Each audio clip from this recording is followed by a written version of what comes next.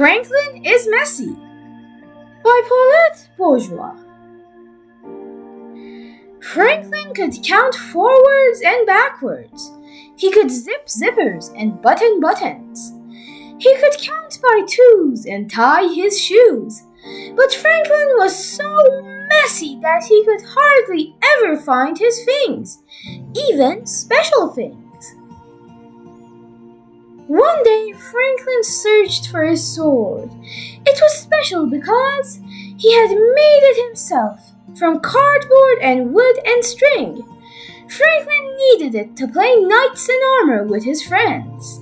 He looked all over. He found a bag of marbles he thought he had lost. He found a brown apple core. He even found his favorite baseball cap. But he couldn't find his sword. "Have you seen my sword?" Franklin asked his mother. Franklin's mother looked around his room. She shook her head. "All I see is a big mess. Please tidy this room before you go out to play." Franklin muttered to himself, "Why all the fuss about a little mess?" He had more important things to worry about. He might miss playing knights. Franklin hurried. He opened his closet and heaped an armful of books inside.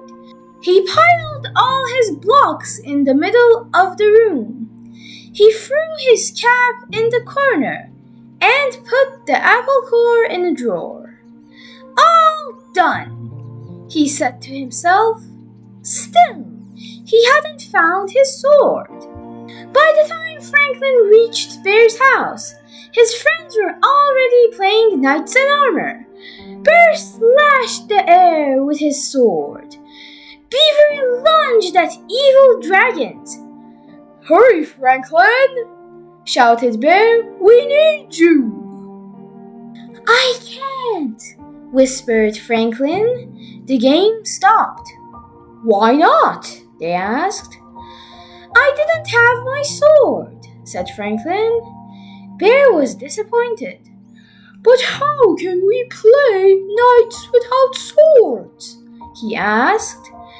Franklin looked around. He found a stick on the ground. "I'll use this," he said. They fought dragons all afternoon. "Tomorrow," said Franklin, "I'll have my own sword. Then we can save Lady Beaver from a fire-breathing dragon. We are courageous, Sir Franklin and Sir Bear." Beaver slapped her tail down hard. "I don't want to be saved. I want to be a brave knight too." "All right," said Franklin. "You can be Sir Lady Beaver, and together we will save the king." "You'll need your special sword," said Bear. "Of course," said Franklin. When Franklin got home, his father was annoyed. "I found this in your drawer," he said, holding the apple core.